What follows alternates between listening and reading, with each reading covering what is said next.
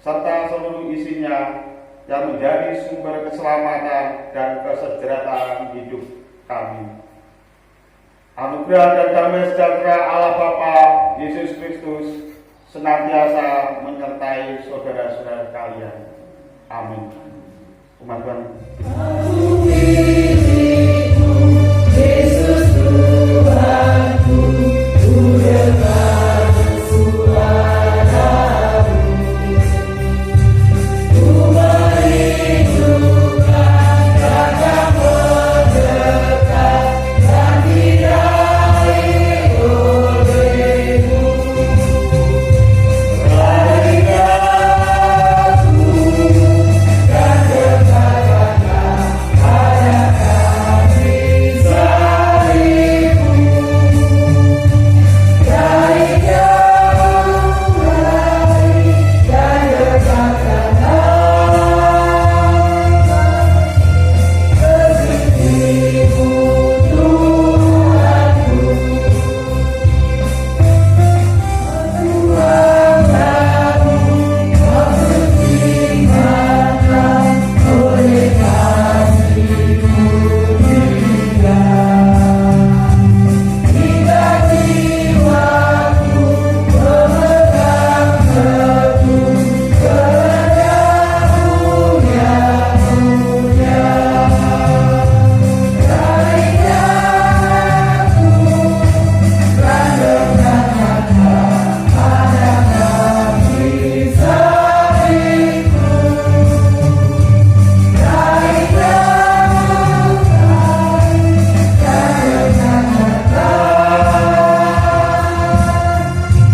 dan kasih-Mu, Tuhanku. Karena tetangga merupakan bagian dalam hidup kita dan kita setiap hari bisa bertemu dengan mereka. Istilah tetangga atau tonggo, saya mengambil ada dua makna di sini.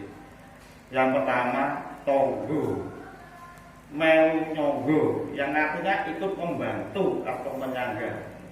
Di saat tetangga kita sedang repot atau ada hajatan atau menikahkan anaknya, kita ikut membantu tetangga kita, ikut ngerewani, istilahnya begitu nggih,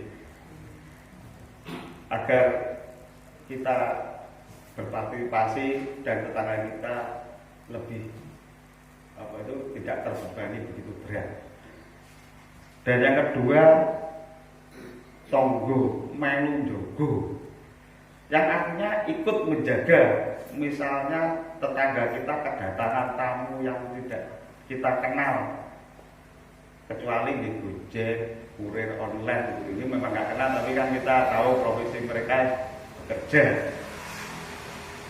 Orang asing yang biasa tak mereka kenal bertamu di tetangga kita akan bertanya atau menegur orang tersebut. Muatan yang disampaikan di sini, kita waspada terhadap orang yang tidak dikenal.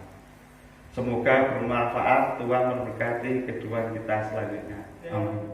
Yesus kepada mereka katanya, bukan orang sehat yang memerlukan tabib, tetapi orang sakit. Aku datang bukan untuk memanggil orang benar, tetapi orang berdosa, supaya mereka bertobat. Amin. Kami datang merendahkan diri di hadapan-Mu, karena Engkaulah juru selamat dan sumber kehidupan kami. Kami mengakui segala dosa dan kesalahan kami, di mana kami hidup selalu menuruti keinginan diri sendiri dan mengabaikan teladan-Mu tentang kasih yang Kau ajarkan kepada kami. Keinginan daging dan jiwa kami selalu melekat kepada yang jahat, sehingga kami selalu jatuh ke dalam dosa. Kami mohon pengampunan dalam kasih-Mu. Kasihilah dan ampunilah umat-Mu ini. Baharuilah hati dan hidup kami. Dalam nama Tuhan Yesus Kristus, doa ini kami naikkan. Amin. Aku menasihatkan kamu, saudara-saudara, demi nama Tuhan Yesus Kristus, supaya kamu seia sekata dan jangan ada perpecahan di antara kamu, tetapi sebaliknya supaya kamu orang bersatu dan sehati sepikir. Amin.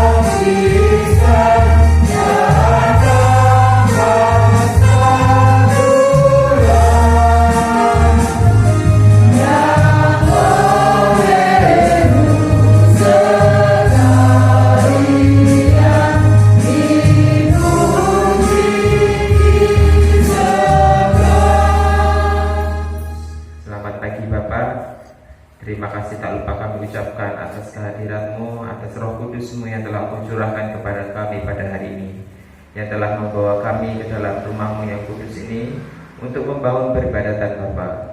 Bapa, kiranya Engkau berkati setiap ibadah kami dari awal, pertengahan hingga akhirnya nanti Bapa, sehingga apapun yang akan terjadi hari ini semuanya seturut dalam kehendak Engkau Bapa. Bapa, tak lupa kami juga berdoa untuk pelayan firman pada hari ini Pak Theo.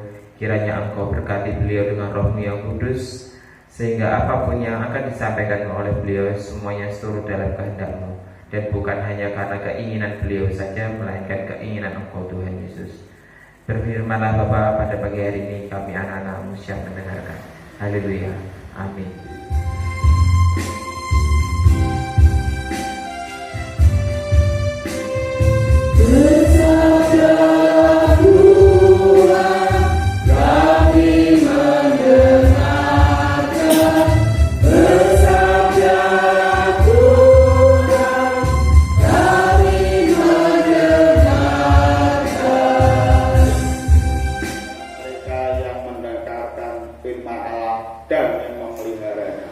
Lukas 11 ayat 28. Shalom. Apa kabar semuanya? Oke. Mari semangat guys. Bapak Ibu Saudara umat Tuhan yang dikasihi, sebelum kita masuk dalam renungan umat Tuhan, saya mau memperkenalkan diri terlebih dahulu. Karena ya baru ini saya mendapatkan tugas pelayanan di Marodai.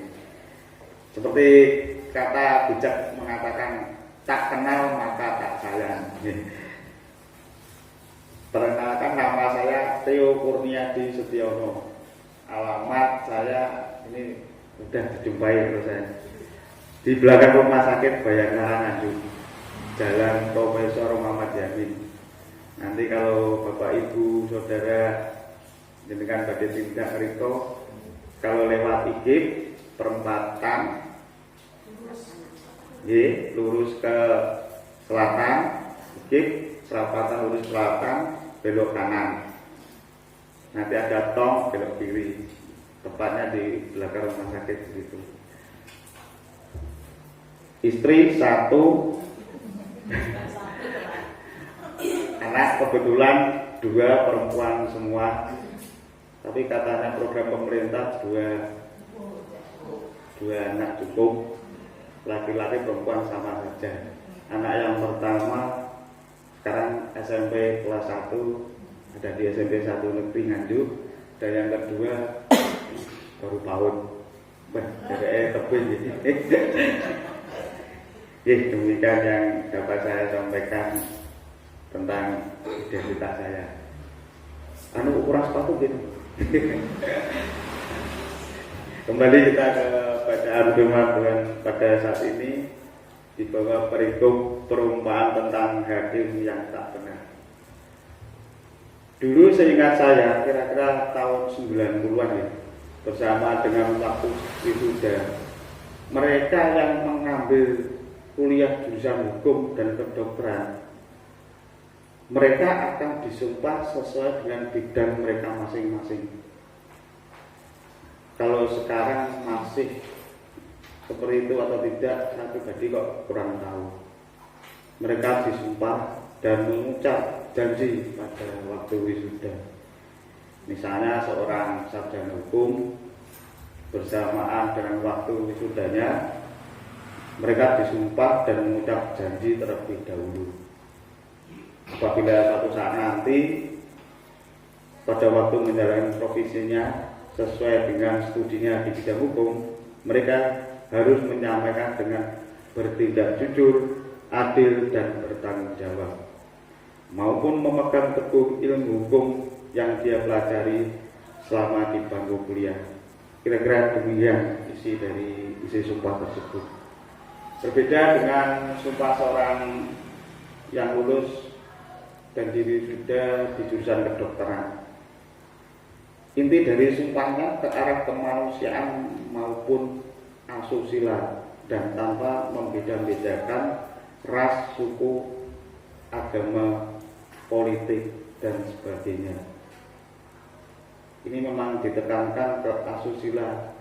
Kalau dokter kan memang anatomi tubuh manusia ya. Jadi menyimpangnya negatif, tapi kalau berjalan sesuai profesinya, mereka sudah disumpah dan berjanji ya tak akan mengarah ke arah yang negatif. Umat Tuhan yang dikasihi, pada bacaan firman Tuhan saat ini Tuhan Yesus memakai perumpamaan tentang hakim yang tak benar. Dalam budaya Yahudi, hakim adalah seseorang yang memiliki kuasa yang luar biasa. Hakim adalah wakil Allah untuk menyatakan kebenaran dan keadilan kepada mereka yang tertindas. Ayat nas pada bacaan kita saat ini saya ambil pada ayat yang ke-7. Tidakkah Allah akan membenarkan orang-orang pilihannya yang siang malam berseru kepadanya, dan adakah ia mengulur-ulur waktu sebelum menolong mereka? Berbeda dengan budaya Ibrani, hakim memegang keputusan terakhir tanpa juri atau naik banding. Oleh karena itu, hakim harus selalu berpegang pada hukum Musa sebagai dasar kebenaran. Apabila hakim dalam perumpamaan ini memiliki karakter yang bertolak belakang dari karakter yang seharusnya dimiliki oleh seorang hakim, maka Tuhan Yesus menegaskan dan memperlihatkan betapa bobrok dan bejatnya hakim itu. Pada Lukas ayat yang ketiga, dan di kota itu ada seorang janda yang selalu datang kepada hakim itu dan berkata, "Bilalah hakku terhadap lawanku." Ada beberapa literatur yang menjelaskan bahwa pada zaman Tuhan Yesus menyebutkan bahwa budaya Yahudi yang patriarkal, seorang wanita khususnya janda seringkali mendapatkan perlakuan diskriminatif. Diskriminatif menurut kamus Wikipedia adalah suatu perbuatan praktis atau kebijakan yang memperlakukan seseorang atau kelompok tidak adil atas dasar karakteristik dari seorang atau kelompok tersebut. Contohnya di Amerika Serikat, dulu sebelum Barack Obama menjadi presiden, kaum kulit hitam itu gimana nih? Dinomorduakan atau mendapatkan diskriminatif, perlakuan yang tidak adil, ya tidak sama. Itu waktu itu Barack Obama merupakan presiden pertama kali yang ke-44. Kalau dihitung-hitung satu periodenya presiden di sana itu kan 4 tahun. Berarti kalau dihitung 4 tahun kali 43, karena yang ke-44 Barack Obama, itu jumlahnya 172 tahun, 1 abad lebih.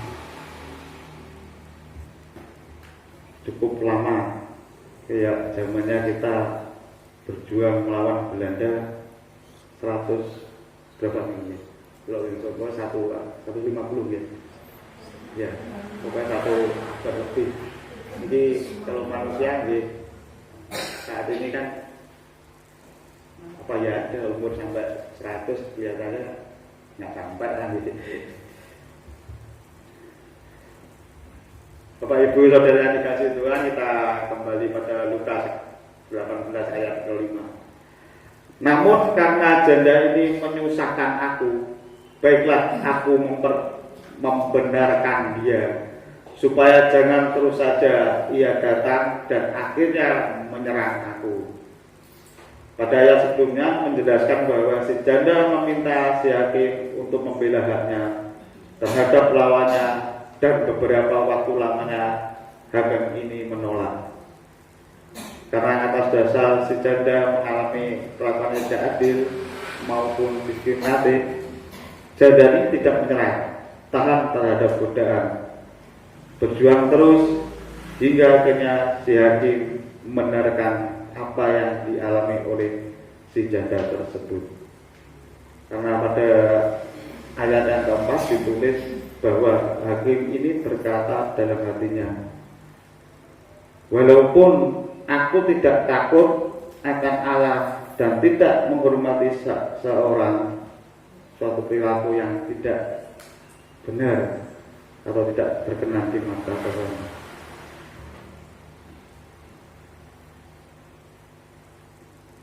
Kesimpulan bacaan firman Tuhan Lukas 18 ayat 1 sampai 8 adalah Tuhan Yesus mengajarkan kepada murid-muridnya supaya memiliki sikap yang benar dan selalu berdoa dengan tekun, karena kehidupan manusia tidak lepas dari tantangan, godaan maupun pergumulan hidup.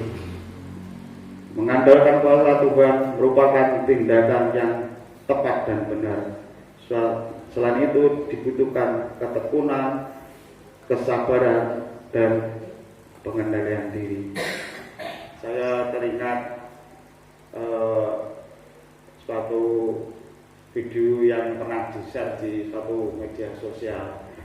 Ini ceritanya seorang pemuda yang takut akan Tuhan Allah. Dia pun tekun, bangun tidur berdoa, mau makan berdoa, bahkan waktu senggangnya pun dia gunakan waktunya untuk membaca firman Tuhan maupun membaca renungan untuk mengisi kesibukannya. Dan ada temannya, seseorang temannya ini melalui perilakunya itu bertolak belakang dengan si pemuda tersebut.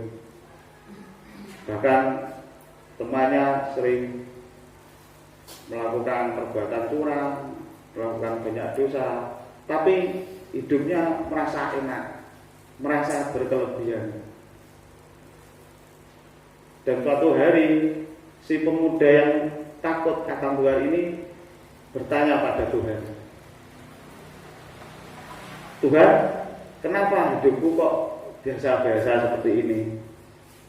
Sedangkan temanku yang hidupnya mungkin ya kacau, berantakan dan sering berbuat curang, hidupnya kelihatan menyenangkan, hidupnya berkelebihan. Dan Tuhan pun menjawab,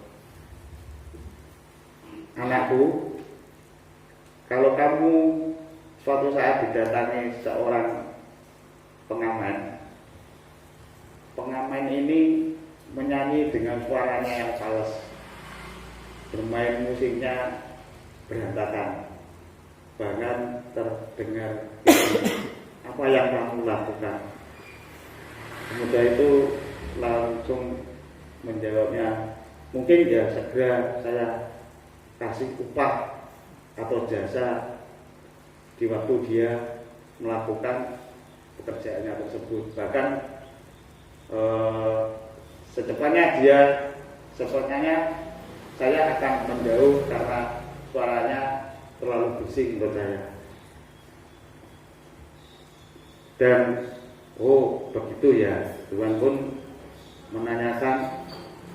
bertanya lagi pada pemuda tersebut, dan apabila suatu saat nanti kamu kedatangan seorang pengamen dengan suara yang merdu, musiknya enak didengar, apa yang kamu lakukan? Mungkin aku akan menikmati Tuhan, bahkan aku mengeluarkan uang berapapun karena suaranya enak. Aku rela melepaskan jasa yang lebih besar daripada sebelumnya. Ya itulah anakku, kalau temanmu itu seperti itu, perilakunya tidak baik dan sering meninggalkan aku pun cepat memberikan dia kemudahan maupun kenikmatan dunia. Tetapi kalau aku bersama-lama denganmu, karena aku sayang dan kasih merasa mengasihimu, aku tak akan bosan-bosan dan selalu menikmati yang engkau doakan. Begitulah Tuhan kalau kita berlama-lama memohon Tuhan, membanding-bandingkan seperti seorang pengamen yang suara yang merdu, mungkin gambarannya seperti itu. Tuhan kok kamu ini keinginan saya seperti itu, tapi saya secepatnya mendapatkan dia kemudahan. Amin.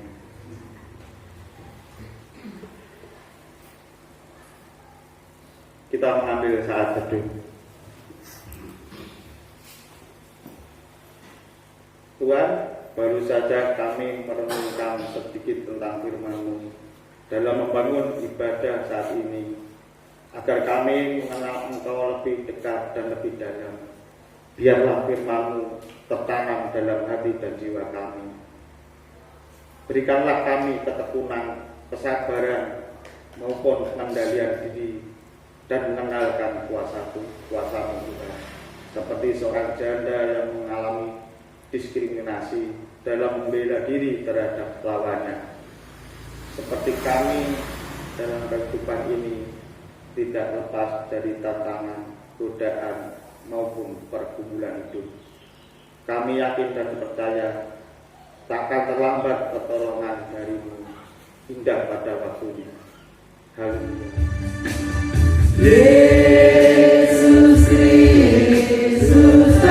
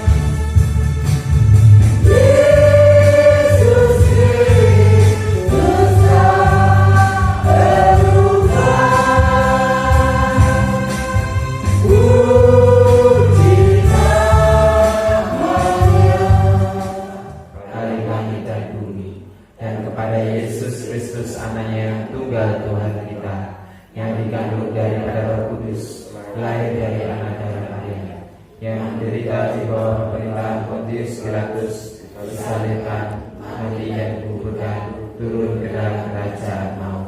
Pada hari yang ketiga, bangkit pula dari antara orang mati, naik ke surga, duduk di sebelah kanan Allah Bapa yang Maha Kuasa, dan akan datang dari sana untuk menghakimi orang yang hidup dan yang mati. Aku percaya kepada Roh Kudus, gereja yang kudus dan am, persekutuan orang kudus, kebangkitan dosa, kebangkitan daging dan hidup yang kekal. Kami kembali menghadapmu untuk berdoa dan mempersembahkan hati dan hidup kami. Pada doa syafaat ini, kami berdoa untuk saudara-saudara kami yang pada saat ini belum bisa hadir dunia di lain waktu, bisa berkumpul dan memuliakan nama-Mu dalam ibadah di minggu ini. Jamalah hati, jiwa, dan pikirannya kepada saudara-saudara kami yang menjauh dari karya keselamatan-Mu, agar kembali dengan penuh sukacita dalam kasih-Mu yang Kau ajarkan kepada kami. Tuhan, pimpinlah kami, berkatilah seluruh jemaat-Mu yang telah hadir, dokter yang memberikan karunia keselamatan untuk kita semua. Tuhan, kami juga berdoa untuk bangsa dan negara ini yang kami cintai. Damai sejahtera kiranya selalu menyertai bangsa ini. Sertailah para pemimpin kami, mulai dari pemerintahan yang rendah, RT, RW, Bupati, Wali Kota, Gubernur, sampai ke pemerintahan pusat, Bapak Presiden. Kau berikan mereka roh kebijaksanaan untuk mengelola pemerintahan dalam mengambil keputusan. Jauhkanlah bangsa ini dari musibah maupun bencana alam dari negeri kami tercinta Indonesia. Tuhan, kami juga berdoa kepada saudara-saudara kami yang sampai saat ini sudah mencari pekerjaan, menjalankan usaha atau bisnisnya. Kabulkanlah dan berkatilah mereka Tuhan, agar mereka pun juga bisa menjadi salah berkat untuk orang lain. Kami juga mendoakan Bapak Pendeta beserta keluarga, para majelis jemaat GKJ Winasih dan Kepatan beserta keluarga, maupun para pelayan-Mu yang lain. Sertailah mereka dalam bekerja di ladang-Mu. Berikanlah mereka kesehatan, kekuatan, kemudahan, dan berkelimpahan untuk kemuliaan-Mu di dunia ini. Tuhan, sebentar lagi kami akan pulang ke tempat kami masing-masing setelah kami dalam perjalanan hingga sampai ke rumah kami dalam keadaan damai sejahtera. Di dalam nama Tuhan Yesus kami doa ini kami naikkan. Kabulkanlah Tuhan dan yang telah mengajarkan doa Bapa kami. Bapa kami yang di surga, dikuduskanlah nama-Mu, datanglah kerajaan-Mu, jadilah kehendak-Mu di bumi seperti surga. Berikanlah kami pada hari ini makanan kami yang secukupnya, dan ampunilah kami atas kesalahan kami, seperti kami juga mengampuni orang yang bersalah kepada kami. Dan jangan kami bawa kami dalam pencobaan, tapi kebanggaan kami dari daya jahat, karena Engkau yang punya kerajaan, kuasa, dan kemuliaan sampai selamanya. Bapak Ibu yang terkasih dalam nama Tuhan, tiba saatnya kita mempersembahkan buat Tuhan yang sudah kita siapkan dari rumah kita masing-masing. Adapun dasar persembahan terambil dari 2 Korintus 8 ayat 12 dan Imamat 19 ayat 5. Demikian bunyi firman itu. Sebab jika kamu rela untuk memberi, maka pemberianmu akan diterima. Kalau pemberianmu itu berdasarkan apa yang ada padamu, bukan berdasarkan apa yang tidak ada padamu. Apabila kamu mempersembahkan kurban keselamatan kepada Tuhan, kamu harus mempersembahkannya sedemikian hingga Tuhan berkenan akan kamu. Amin. Dasar persembahan ini kita iringi di jemaat 393 ayat 1 sampai secukupnya. Amen.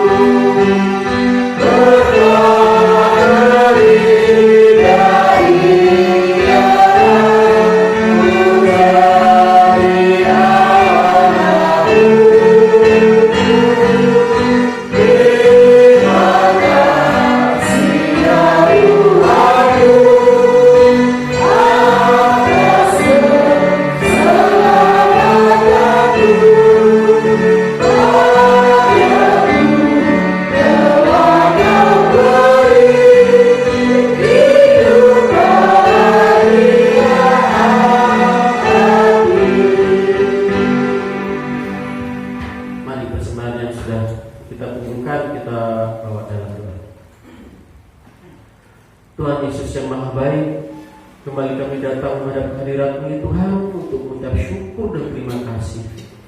Kami telah memuji-Mu ya Tuhan, kami pun telah menyembah-Mu ya Tuhan, bahkan kami telah menerima sabda firman-Mu sebagai bekal hidup kami. Saat ini kami telah mengumpulkan persembahan sebagai wujud syukur kami kepada-Mu ya Tuhan. Kami yakin Kau sudah menerima dan mengkuduskan apa yang kami kumpulkan.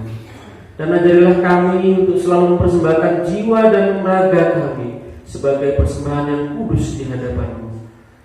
Bagi saudara kami yang pada hari ini belum bisa mempersembahkan untuk-Mu ya Tuhan, kami yakin dan percaya kasih-Mu akan selalu nyata buat kami semua.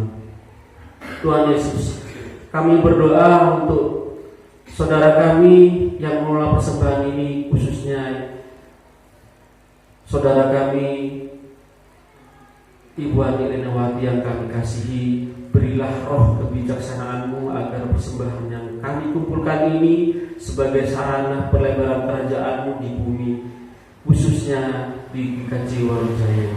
Demikian doa ini kami serahkan kepada-Mu ya Tuhan sebagai juru selamat kami yang hidup dan sejati.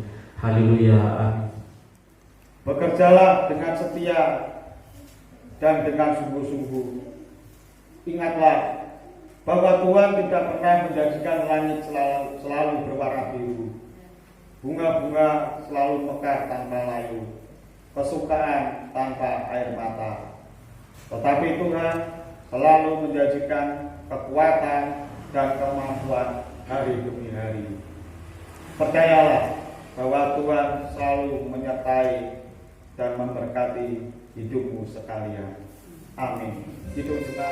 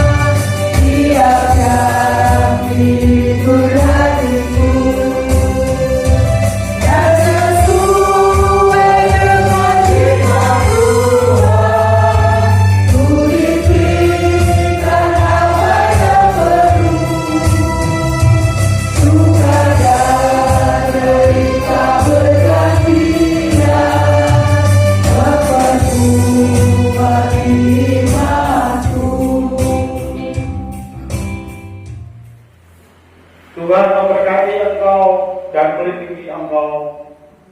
Tuhan menyinari engkau dengan wajah-Nya dan memberi engkau kasih karunia.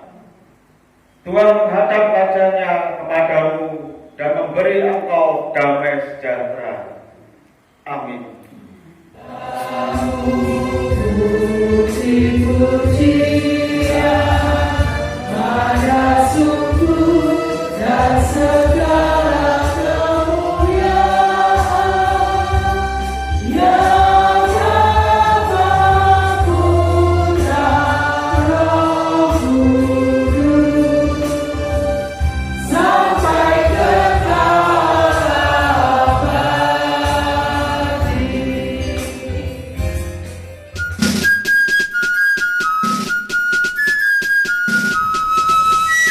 Saya bukan pasukan berjalan, pasukan berkuda, pasukan menembak. Saya tidak menembaki musuh, tapi saya laskar Kristus. Ya, akulah bagian dari satu pasukan, tapi perang fisik tidak kulakukan.